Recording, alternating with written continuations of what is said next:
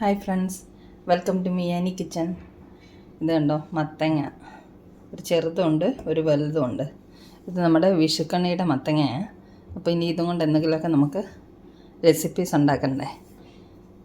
അപ്പോൾ ഇന്ന് നമുക്ക് ഇതുകൊണ്ട് ഒരു മത്തങ്ങ ചമ്മന്തി തയ്യാറാക്കിയെടുക്കാം. അപ്പോൾ ഇത് നമുക്ക് മുറിച്ച് കുറച്ച് പീസ് കട്ട് ചെയ്ത് ചമ്മന്തി അരയ്ക്കാനുള്ളത് തയ്യാറാക്കി കൊണ്ടുവരാം.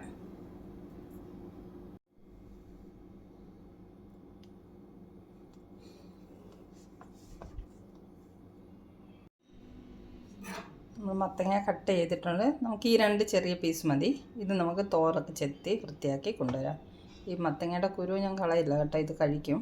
മത്തങ്ങയുടെ കുരു കഴിക്കുന്നത് നല്ലതല്ലേ, നല്ലൊരു ഹെൽത്ത് ബെനിഫിറ്റുള്ള ആണിത് മത്തങ്ങ സീഡ്സ്. ഇത് നമുക്ക് വാങ്ങാൻ കിട്ടുമല്ലോ, മത്തങ്ങ സീഡ്സ് ഉണക്കിയത്.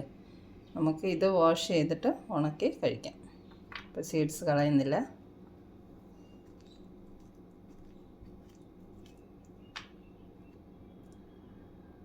ഇത് 2 പീസും നമുക്ക് വൃത്തിയാക്കി കൊണ്ടുവരാം. മത്തങ്ങ തോലൊക്കെ കളഞ്ഞ് കഴുകി വൃത്തിയാക്കി ഇതുപോലെ ചെറിയ പീസസ് ആയിട്ട് കട്ട് ചെയ്ത് വെച്ചിട്ടുണ്ട് കേട്ടോ. ഒരു പാൻ അടുപ്പത്ത് വെച്ചിട്ടുണ്ട്. കുറച്ച് വെളിച്ചെണ്ണ ഒഴിച്ചു കൊടുക്കാം. നമുക്ക്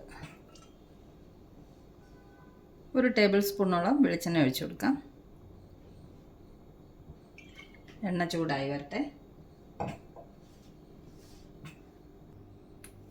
എണ്ണ ചൂടായിട്ടുണ്ട്. അതിലേക്ക് ഞാനൊരു 5 കാശ്മീരി ചില്ലീസ് ഇട്ട് കൊടുക്കുകയാണ്.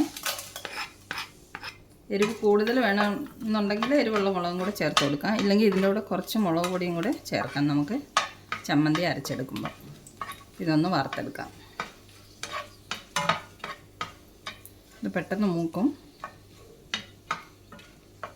മുളക് മൂത്ത് വന്നിട്ടുണ്ട്. ഇതിനെ നമുക്ക് മാറ്റാം, കോരി മാറ്റാം. മുളക് മിക്സിയുടെ ജാറിലേക്ക് മാറ്റിയിട്ടുണ്ട്. അടുത്ത നമുക്ക് ഒരു 5 ചെറിയ ഉള്ളി ഒന്ന് നടുവേ പിളർന്നതാണ്, അതും കൂടെ വഴറ്റിയെടുക്കാം.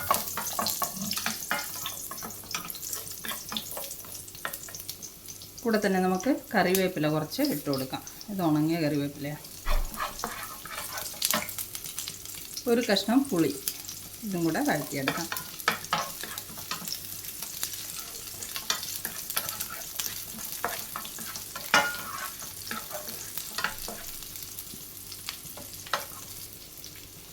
ഉള്ളിയും വഴറ്റിയെടുത്തിട്ടുണ്ട്. ഇതും കൂടെ നമുക്ക് മിക്സിയുടെ ജാറിലേക്ക് മാറ്റാം.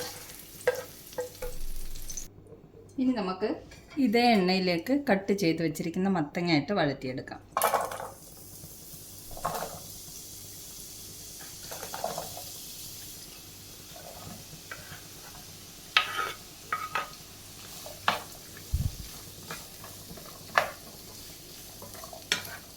ഇതൊരു 2-3 മിനിറ്റ് നമുക്ക് ഈ എണ്ണയിലിട്ടൊന്ന് വഴറ്റിയെടുത്തുകൊണ്ട് വരാമേ.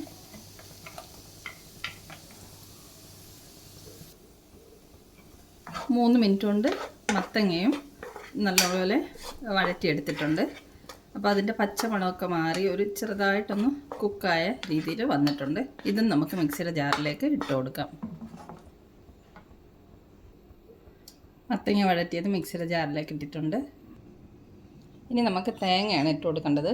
ഒരു 1/2 കപ്പ് തേങ്ങാപ്പീര ചേർത്ത് കൊടുക്കുന്നുണ്ട്. ഇത് വറക്കൊന്നും വേണ്ട, പച്ചയ്ക്കാണ് നമ്മൾ തേങ്ങാപ്പീര ഇട്ട് കൊടുക്കുന്നത്.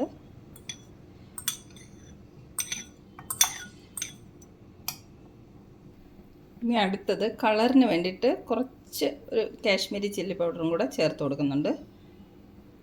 ഒരു 1/4 സ്പൂണോളം നമുക്ക് ചേർത്ത് കൊടുക്കാം. ഇനി ആവശ്യത്തിന് ഉപ്പ് ചേർത്ത് കൊടുക്കാം.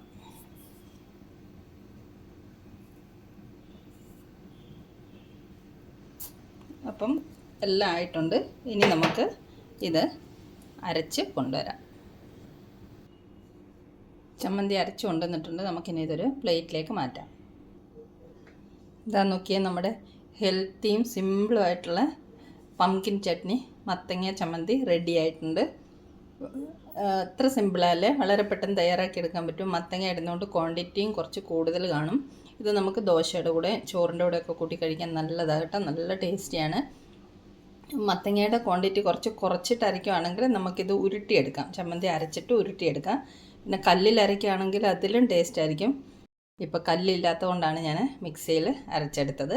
അപ്പോൾ ഈ സിമ്പിൾ ചട്നിയുടെ റെസിപ്പി ഇഷ്ടമായെങ്കിൽ എല്ലാവരും തയ്യാറാക്കി നോക്കണം. ഇന്നത്തെ ഒരു ചെറിയ സിമ്പിൾ വീഡിയോ ആയിരുന്നു.